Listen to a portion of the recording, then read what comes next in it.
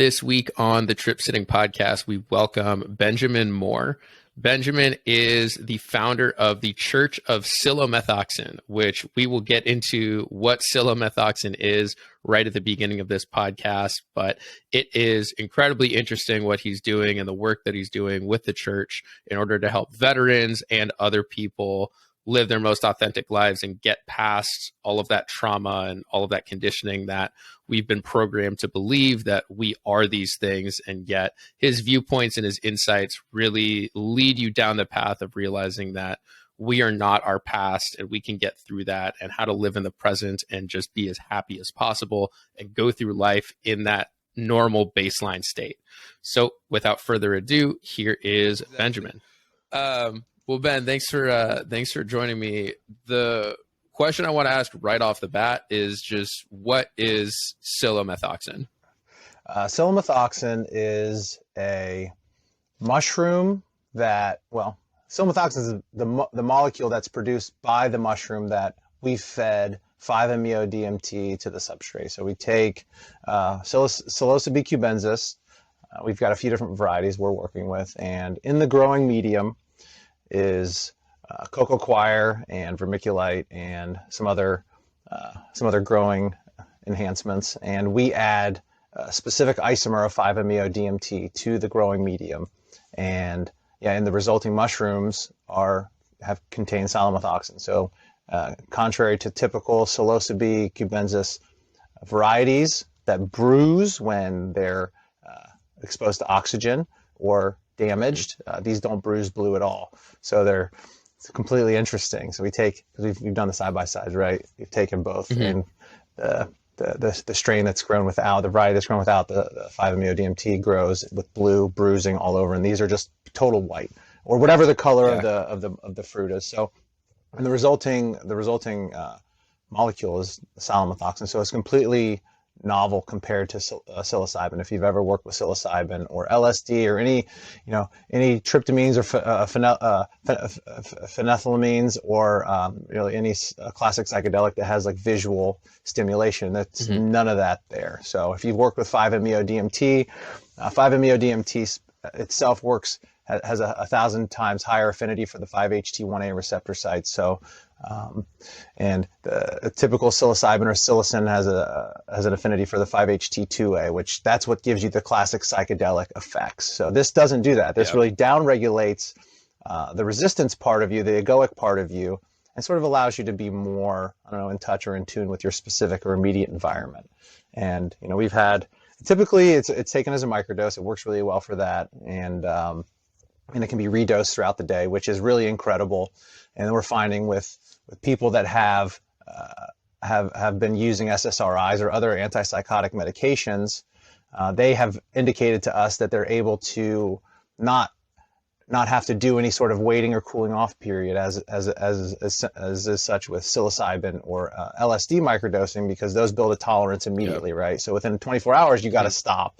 And there's some people that just keep dosing because that's what the protocol says, right? It's like dose for 5 days, take 2 days or 4 days, but there's no more like threshold effects. You're not getting any of the tangible benefits, except we're just following the protocol. And the difference is this is no tolerance. So you can take it in the morning, and then you can take it in the afternoon.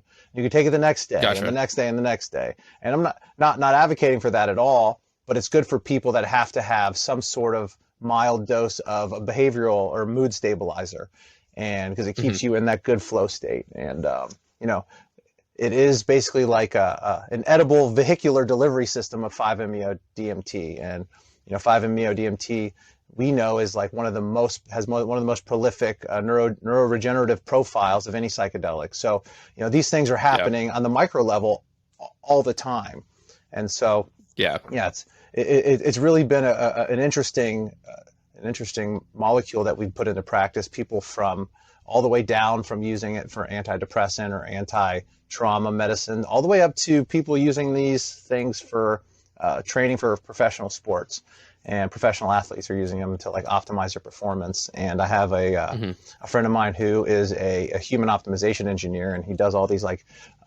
biofeedback, electrical feedback, since we're saying that, he measures heart rate and time in between heartbeats and electrical signals. And he's saying with this, like he's measured 30% increase in like the efficiency of the information being transmitted throughout the nervous system. So I don't know what that means in like at scale. Right now, we're working with a few prestigious universities. We haven't named them yet because we're waiting for funding. And then we're also working with a company out of Canada called Quantified Citizen. So they're building us an app to gather observational data that, and they're accredited. So all the data that we're going to gather is going to be used for doctor students to write journals on and do real studies with all this information. They're the same organization that built the app for Paul Stamets a few years ago, the microdosing app, where they did like the TAP test and all that stuff. Yeah, so we're going to get some interesting real feedback, but you know, in the application, I mean, all I'll say is what our members are using it for. We don't advocate for a specific use or position other than using it as a microdose and using it responsibly. But yeah, people have been using it. People have used it all the way up to 3.5 grams. With really, really profound effects. Some female had written a report in our private sharing group. I won't give you too much details, but like she worked through some really heavy military sexual trauma, and which is common in female veterans. 30% of female veterans have been sexually assaulted, not harassed, sexually assaulted in the military. So it's a really, really big number, and it's a really bad situation, but you know, having tools and things for people to help to deal with or just to understand themselves is really key. So yeah, this has been a really good molecule to do some of those things.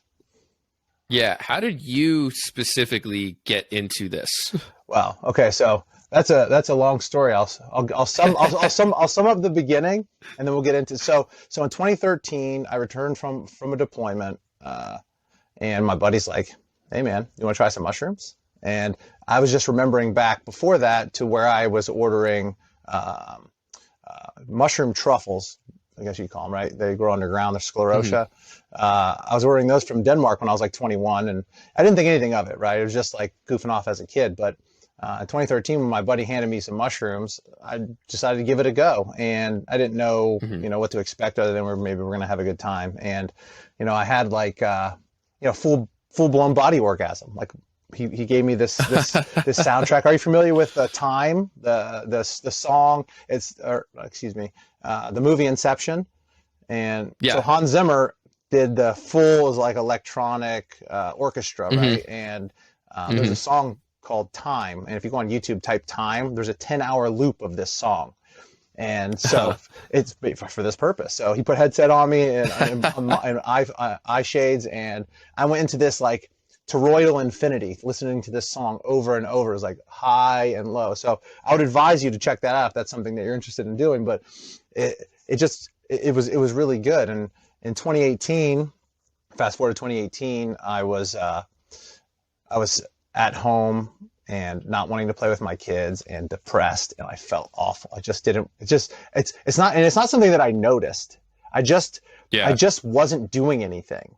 And I had got called to recruiter school, and while at recruiter school, Army recruiter school, by the way, something just clicked in my head, and I was remembering the feeling I had back when my buddy handed me these mushrooms, and I was like, you know, I'm going to give it a shot, because I just felt dark. It just felt dirty all the time, and I didn't want to stay there. So I didn't know anybody. So I just ordered a bunch of equipment to my house, and when I got home from recruiter school, I started growing mushrooms. And within 2 months, I had mushrooms, and I was eating them. You know, every week, every 2 weeks, I was eating mushrooms every 2 weeks, or at least once a month. You're taking like macrodoses? No, macrodose, like 5, 7, sometimes, you know, I think my like 9 grams, 9 point something grams may have been my biggest dose. And I was using this at, you know, my later year, I was using it with Syrian rue, which is ayahuasca, if you're not familiar with that. So it's just an MAOI. It just enhances the effects, sort of changes the dynamic of the adventure, makes it more like a plateau versus like a giant peak that you go up and come down. So it became deeper for me. And I was, you know, talking to myself in different identities and tongues and languages and all these different characters that I've interacted with my whole life, you know, because we remember people by embodying their persona. So like I was talking to my friends' voices, and I would call them the next day and be like, do you remember this conversation we had? And, you know, this is all me, right? And I Yeah. realized through all these practices that, we're carrying so much of the memories and the things of our past with us. And the only problem is we haven't been able to, humans mostly and vets haven't been able to like rationalize and put away the memories and the thoughts. They still like scratch you or cut you or hurt you. Yeah. Right. So I noticed myself getting over it, and not those things, those thoughts were okay to think about now. It wasn't like, Yeah. oh my God, I can't, like, I need to change my environment. I got to change my thoughts. Like, it became okay. And I didn't know what I was doing at the time, but I was Yeah. starting to feel good. But like the emotional energy that was there from those memories, you were able to work through that. Yeah, Like the memory's still there, but the emotional energy, that's right, that was worked through. That wasn't still stuck. Well, it was almost like transmuting it, right? Because if we think of an activating event as like it charges up a capacitor. It doesn't matter what it is, right? Because if you have a fear-based event, your fight or flight's going to kick in, and energy starts to build up in your system, and then you go, okay, what do I need to do? Do I need to run away, or do I need to have a burst of energy to like fight off whatever's happening? And once we can be okay to be alone with ourselves, then we realize there's nowhere to run, there's no one to fight. It's all here, right? So then it becomes like, how do I use all this energy I'm building up in me to not want to do things that typically are negative, right? So I started to figure out, okay, well, I was in the military. When I have a lot of energy, what do? We train. So I was like, well, I need to find other people, other vets, wherever. So I went to a psychedelics convention, and then met a vet who introduced me to my now business partner and friend, who is a partner in this enterprise with me, and another person who's the same. And this other person's a vet and been working with vets for so long. So in 2020, when I was like, we were kicking ass and I was ready to rock and roll, but COVID started. We were starting to look for land, because originally I wanted to open a retreat center and bring vets in and do the things that I did, right? Mushrooms and psychedelics. I had no idea that anything else existed. I didn't really know what ayahuasca was. I didn't know what all these things were. I just knew the specifics of what worked for me and how I could apply it to other people. And through that exploration, I realized that there's a lot of work that needs to be done. And Mexico was my original destination, but COVID like really squeezed the traveling, and it's hard for vets to travel, even though there are organizations like Heroic Hearts and other organizations that are sending vets overseas. They're in like groups of 6 or 8 or 10. Yeah. And in my head, I'm like, well, there's 17 million veterans. And now the new statistics are, if you aren't aware, 44 vets a day, 16,000 vets a year is the likely or higher number. So we're like over 300,000 vets have committed suicide. This is suicide since 2001. It's really bad. Yeah. So in my head, I'm like, well, 10 a week or 10 a month ain't going to cut the mustard, right? Yeah. And so just exploring the different avenues, and I know these molecules work. So in my head, it's like, how can I get as much of this to as many people as possible? And the world we live in today is, I don't want to say commodified, but it is. We live in a commerce-based economy. And how do we get to people? Well, we got to get in front of their face. So, for me, I knew I like mushrooms, and they helped me. So if I could give people the context, a safe container, a place to express themselves, a place to talk about it, a place to interact with other community members without increasing the risk profile. Because, with vets, we walk into a restaurant and there's a risk profile. We're thinking about people, avenues of approach, exits, all that stuff. It's just built into the training because it's how we're trained when we show up for work. So it's just like one of those things like, you're really not going to unprogram that stuff. So we got to like live with it, right? And that's some of the lessons that I teach with like the ego stuff. It's like you're not running away from these things. You're not running away from your ego. You don't want to kill your ego. It's like, that's you. Like, look in the mirror. And so we want to love our ego. We want to feed it the good energy and the good stuff. So, building this positive patterns of relationships with our ego and with resources, and keep giving people a safe place to express themselves helps to like eliminate that vigilance. But this world that we live in with these molecules and the government's position on them is very adversarial to that healing and growth. And we figured out that if we take mushrooms, which are scheduled and illegal, and 5-MeO-DMT, which is scheduled and illegal, and we mix them together in a place that is in a decriminalized or decriminalized city or legal country, where we have now partners in Canada and Mexico, that we can produce this legally, and the end result is a legal, non-scheduled, non-analog mushroom. And this mushroom, and this is all these things, like if you think of like the very basic, going to the gym, growth happens from resistance, from no, right? Someone tells you no, you're going to be like, well, I want to do it anyway. How do I figure it out? And that's what this is. So we need to solve this problem. Too many of my friends are killing themselves, and I can't, it hurts, and I don't want them to do it. There's a way out. So we figured out a way that we can have no risk profile, get people this sacrament, and we've protected it, and we're doing it the best and right way we can do it by providing. So now, if you went to the service on a few weeks ago, there's another service this Sunday. It's non-dogmatic, non-denominational. It's literally people talking about the best practices for finding the I am part, and the I am is the ego. It's like, I am good. The ego is good. It's a choice, right? And then after the church service is an hour, sometimes maybe a little longer, a psychedelic integration roundtable where we can discuss experiences. We have professionals who work in the space, psychologists and psychiatrists, and people who do this for a living to help sort of guide the conversations.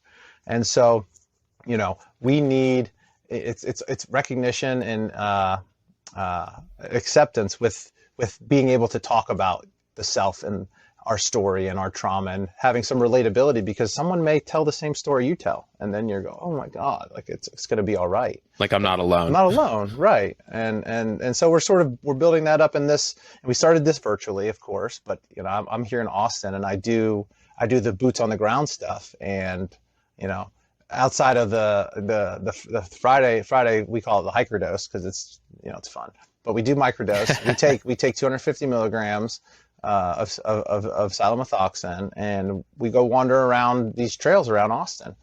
And I'll tell you, it's like nothing I've ever seen. It's just the ability for nature to help facilitate the process of growth and integration is really, really profound. And I want to remind people that, so I was having a conversation with somebody a couple of days ago who works at UT Dell. UT Dell is the psychedelic research. They're doing all this research with vets.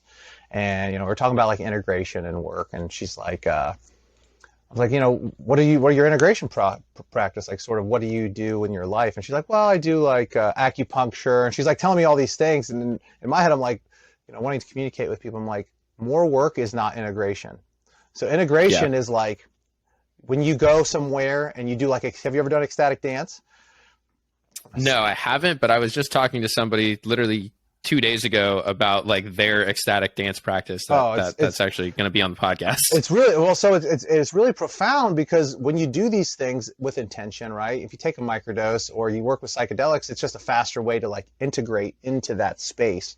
But what we're doing is like taking these lessons. So ecstatic dance is a way for us to express our body, because most people have lived in such a controlled,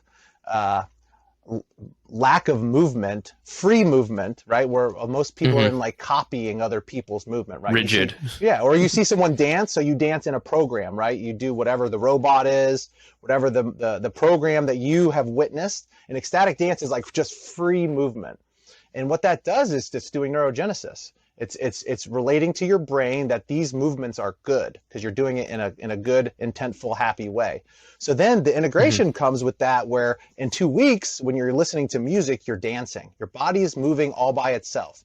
And that's integration. It's taking the lessons and the energy that you've manifested for yourself, that you've cultivated, and you're applying it when you're not using these substances, when you're in public, when you're in the grocery store and a song pops on and you're just dancing, because we've eroded the fear, we've eroded the resistance, because other people are watching, or whatever reason we don't express our true self.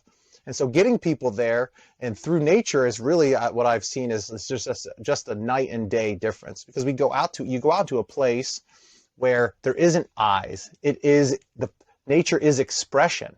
It is just being. And we become, as humans, when you see other humans, you go down into the why. And the why is like a third eye projection, right? It's like, why is this real? Why is this happening? You can't ask nature those questions, but you can ask a reflection, or you can ask another person that can respond to you. But you won't go ask a dog.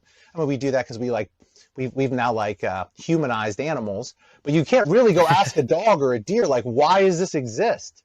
You just, it just is. It's just, you believe we're here.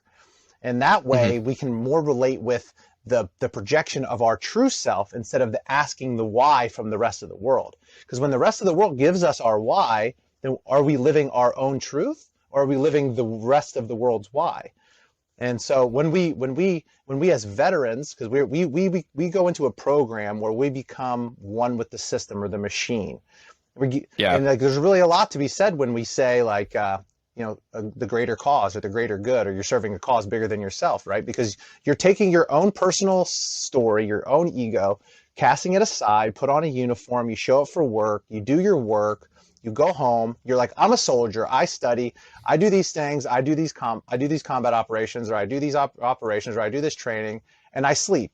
And when we leave, all those identities are still ingrained into us, right? So we need to become veterans especially, but first responders, really everyone. And I've noticed this now more than ever. It's like children.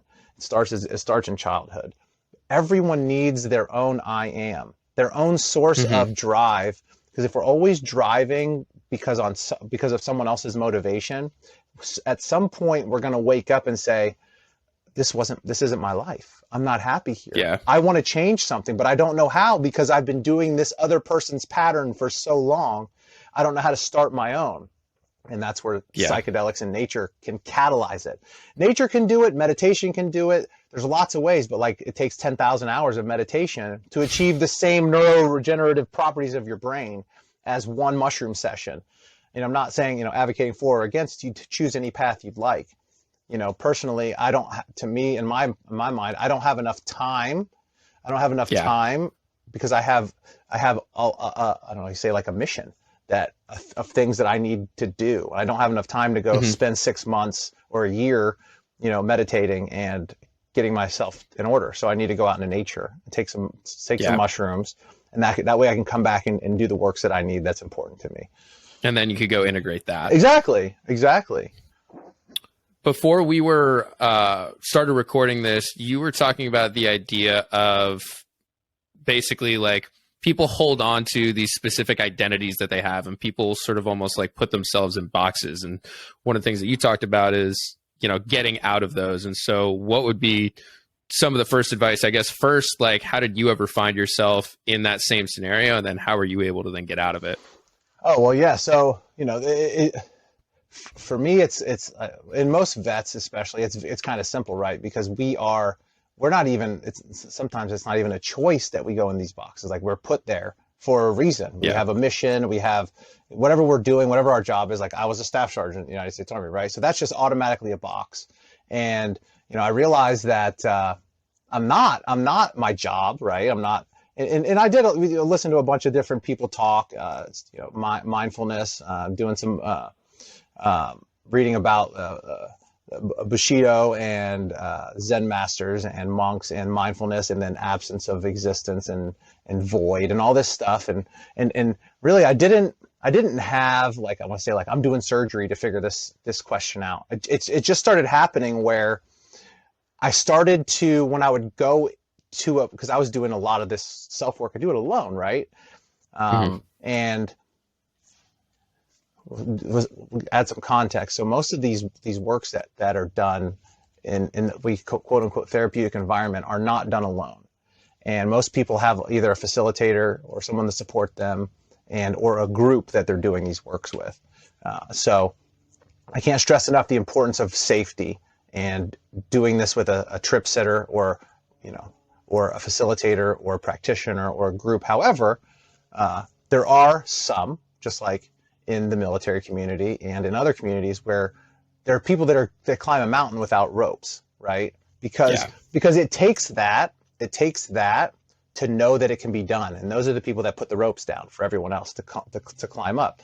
And so through that struggle and that process, I feel like, because I didn't have a church or an organization or anyone to lead or facilitate me. Like I was, I don't know if you saw this kind of a funny similarity. I don't know if you saw Kentucky Ayahuasca, the Netflix show. No. So the Vice did a show on them the first round, and he's like, I just locked myself in the barn and told my wife, whatever you hear, don't come in.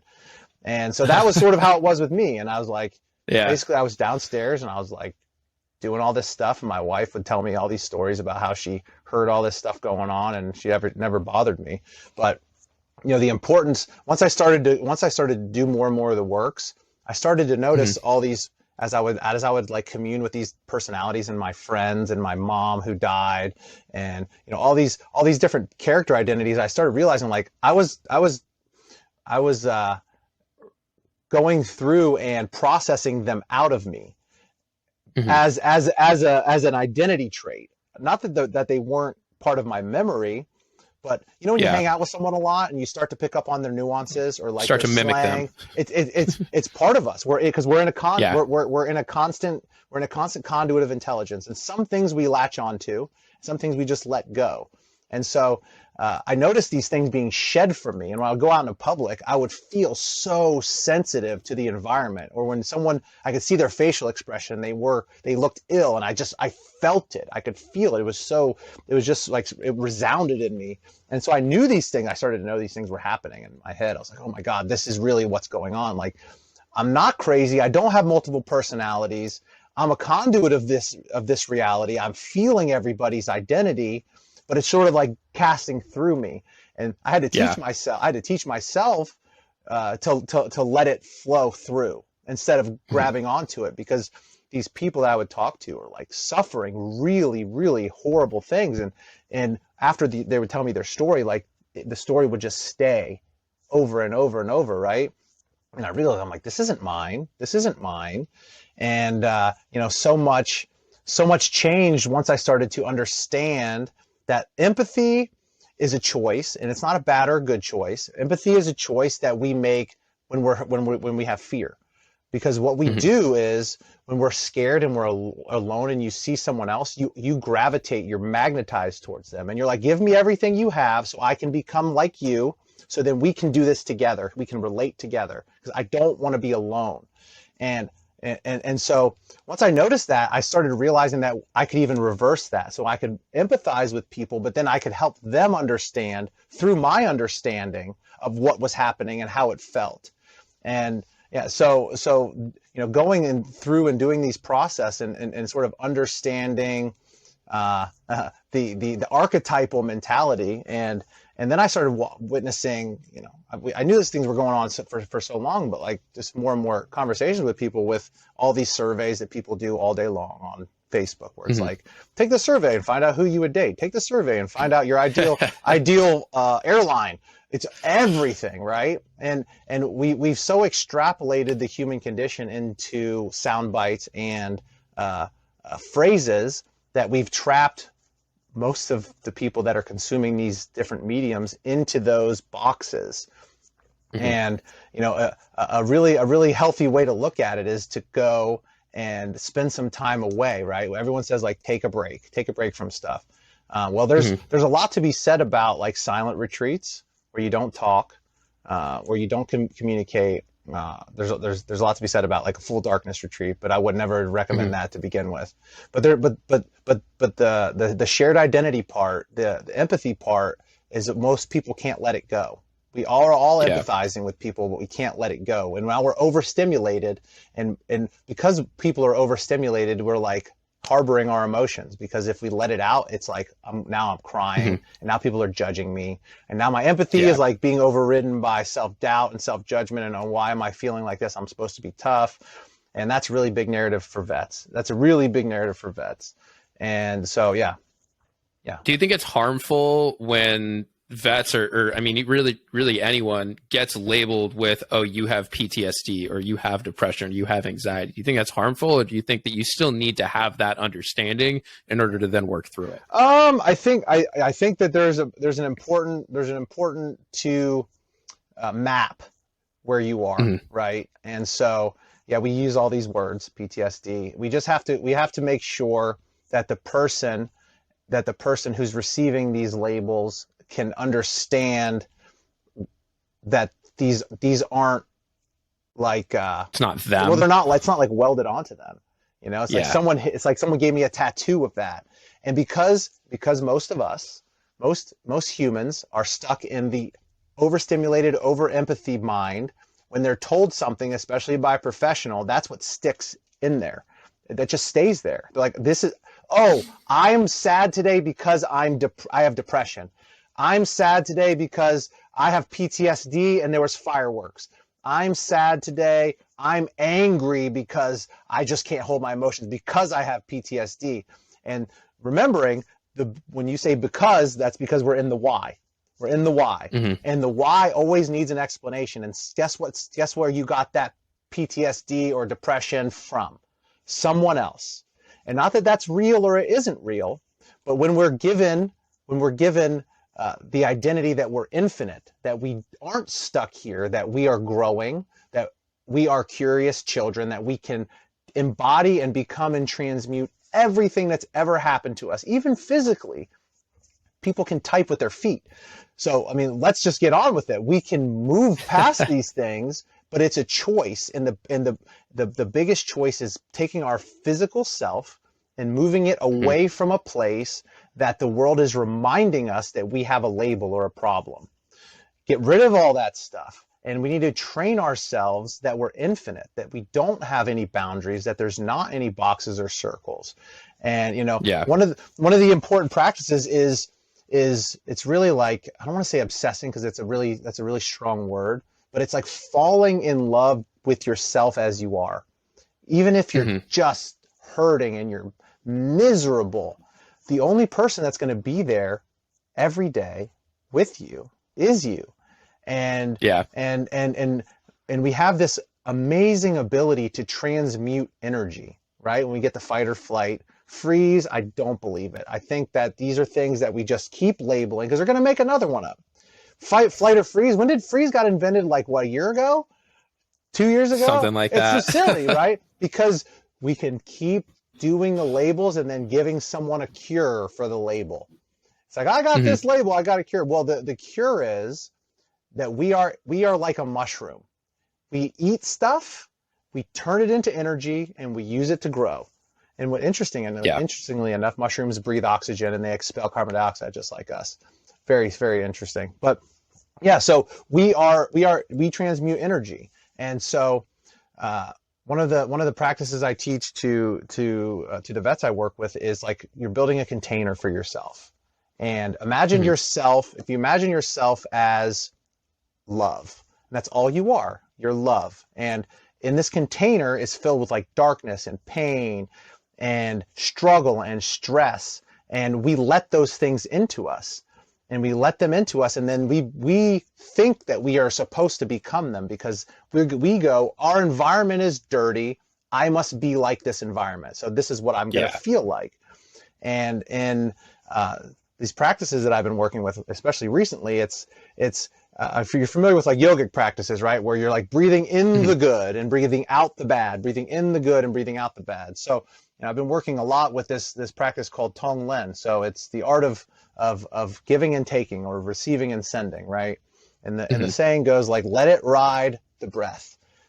Let sending and receiving ride with the breath. So the point is that what we do is we are taking in all the pain, all the suffering, all the darkness, all the shadow, all the smoke, all the difficulty, and we are going to give out, we're going to take that into us, going to hold on to it, and we're going to give out all of the things inside of us that are good, all of our goodness, all of our struggle, all of our stress, all of our, not all of our struggle, all of our light, all of our love, all of our color. And then we're going to take it in, and we're going to give that out with the breath, and we're going to take it in with the next breath. We're going to take in all the darkness again, all the struggle and the pain. And then with our next breath, we're going to give back out all that goodness. And through So that, taking in the bad and yes, then giving the love out, so yes, it radiates it out of radiates you out. rather than What we just realize in holding this it. practice is when we first started, we thought that goodness and love was like this thing that we needed to protect and we needed to savor and we needed to hold on to it. to. But we realized through the breathing practice that there's more goodness and there's more love in us than we thought. That we must be infinite, because the amount of darkness we take in, we give out equally in goodness. And when we do that into our immediate vicinity, our container, which our first container is our physical body. And so we want to get our physical body into a state that we're comfortable. Happy, sad, anger, that's all conduit of emotion. We want our physical body to be free of suffering. So we want to eat well, want to exercise, do all the things that we do to care for ourselves. That way, at 10 o'clock in the morning, if you want to sit down, take a few minutes, your body isn't just destroyed suffering because you love it. That's your first container. And then your next container is like your arm's reach, your immediate vicinity. And so we start by taking in the bad, giving out the good to our container, and then our vicinity. And we start to, okay, this area around me needs to be straightened. It's just feng shui. And there's a lot to be said about that. So you just put things a little bit more in order than they were before. And you just keep going out bigger and bigger and bigger. And eventually your container is now the size of your house. And now you have a place where you can leave the world, where you are a conduit of emotion, and go into your home, where then now you can find your balance.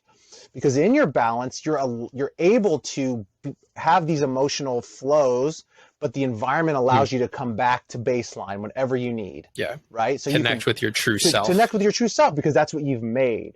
And then you can go as big as you want. And I personally want everyone to go as big as possible, because then all of our goodness will like connect with each other, touch each other, and create this web and this just gigantic just space for everybody to feel that way. Yes. And it's not like it's not like it's as simple as that. As simple as that.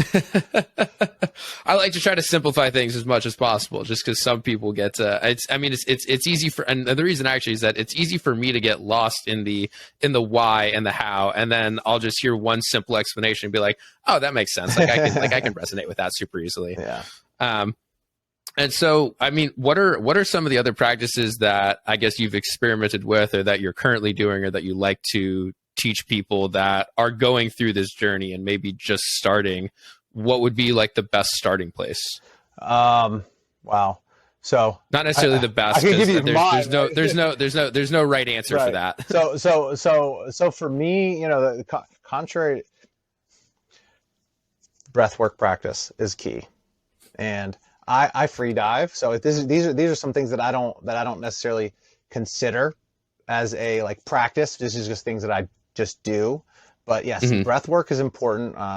And I work with 5-MeO-DMT in vets, and that's a really, really important and powerful medicine. And the breath work is slightly different in the 5-MeO-DMT versus like we call like NN-DMT, right? So the NN-DMT is like third eye, 5-MeO is like the crown in the chakras. And because 5-MeO is like it doesn't have the typical psychedelic effects like with visual and auditory stimulation, it down-regulates your default mode network, right? So that's your fight or flight. That's the thing that gets like anxious. When you get nervous, your heart rate goes up, boop, boop, boop, boop, boop, boop, and you start to feel like the flush to your skin. You're like, okay, I got energy, I can go. Well, those are the feelings or associations we're trying to reduce. We want to get that to where people have this feeling of stress and their heart rate doesn't go up. So with 5-MeO-DMT, and the works in that specific niche of medicine, we want to get people's breathing into a very slow and elongated state. So contrary to like Wim Hof or holotropic breathing, we're going like big breaths and fast, and you're really trying to hyperoxygenate the blood. This breath work is more like 2 breaths a minute. Really slow, gotcha. Really elongated, because we're wanting to slow down the natural response curve. Put ourselves in a safe environment, and we want to slow down the response curve. So if something happens, that we just can acknowledge it process, and then make a choice. And going into that work, 5-MeO-DMT like gets us there really fast. And then we can work on the breathing. Because when you hold your breath for like, I don't know how, if you do like breath holds like a minute, 2 minutes, however long, when you get to the end of it, you start to get that burning feeling of like your diaphragm's like, I need to go, I need to open. And so working past that, when you do a lot of breath work, or when you sort of understand your breath and how much oxygen you really need, we can like digest those feelings, and that those burning sensations or that urgency to breathe is reduced because we've done the practice. When you've done the practice in your mind, you go, okay, when I get nervous, my breathing goes up and that increases my heart rate. So when I'm nervous now in my mind, I can slow my breathing down. I can control my emotions. I don't have to go into this holotropic breathing and release a bunch of DMT and like, oh, and then now I don't have anxiety anymore. No, we can do it actively and we can engage it on the spot. And that's by practicing. What I've noticed with like I said with 5-MeO-DMT is it gets people there immediately. That took me a long time to do with free diving, learning how to elongate my breath and hold my breath for periods and like digest past the tension. But when I work with 5-MeO-DMT, those feelings, that breathing urgency doesn't occur, and so I'm able to be more relaxed. I can like stay underwater for longer and have be a little slower, more methodical.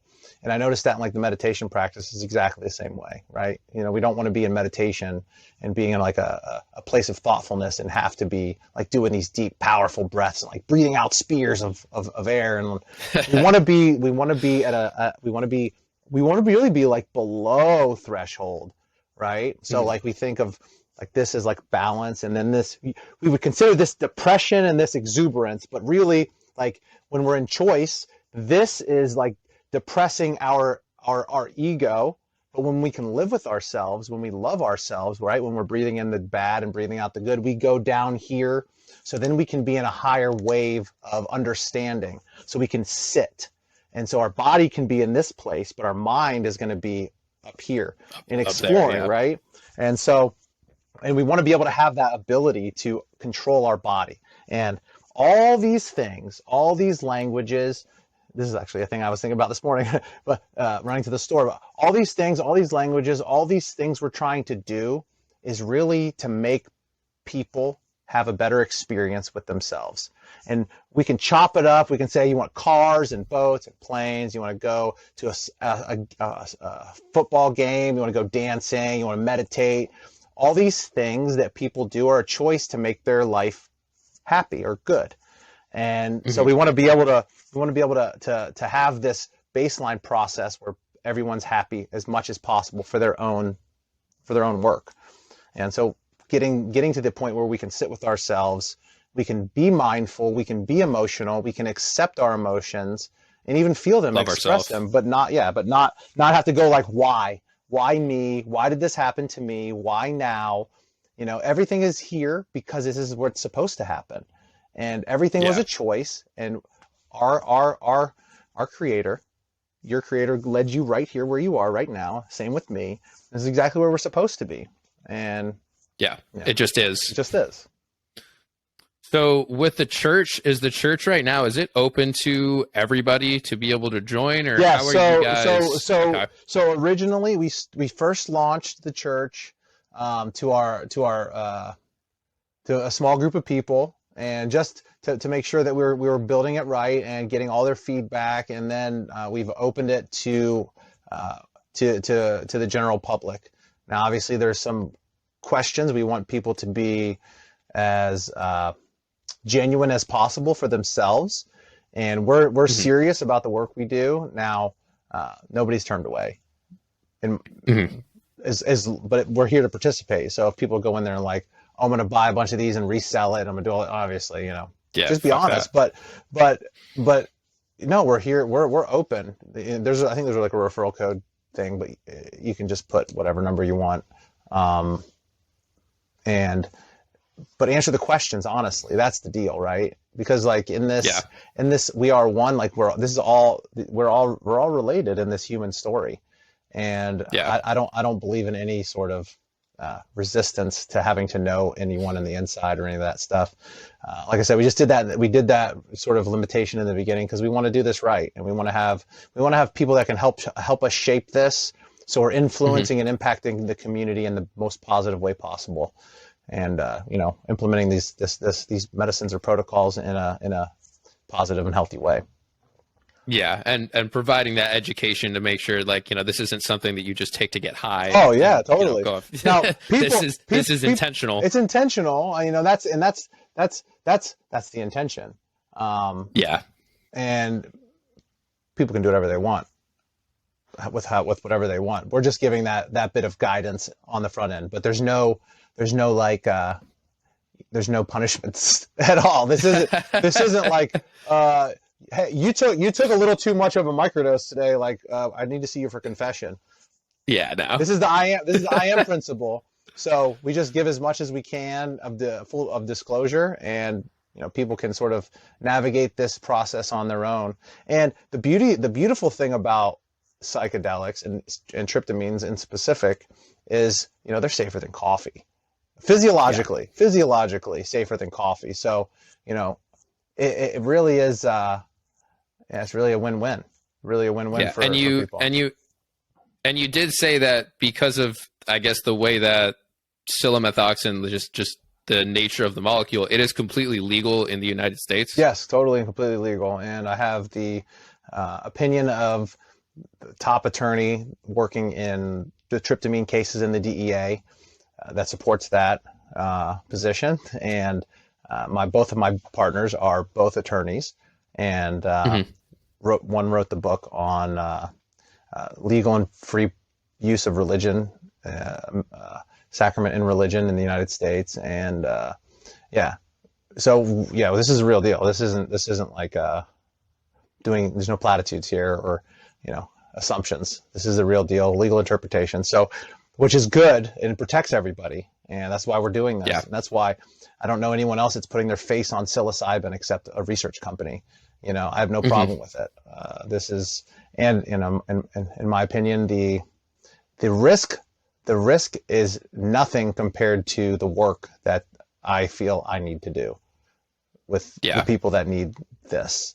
And it's not, I don't want to say work, but people deserve to have the ability to commune with nature and not have to be afraid that some people with guns or with uniforms are going to come and knock their door down. That's absurd. That's absurd. So this covers that base. Thank you everybody for tuning in, and thanks again to Benjamin for having such an amazing conversation. If any of the listeners are interested in learning more about psilomethoxin, the church, please go to psilocybin.com. And if you are interested in getting in contact with Benjamin, send him an email, benjamin@psilocybin.com, or connect with him on LinkedIn or connect with them on Telegram. I'm going to link to all of these things in the footnotes of this episode, so you don't need to remember any of this. And thanks again to everybody else for listening once again, and we'll see you for the next episode.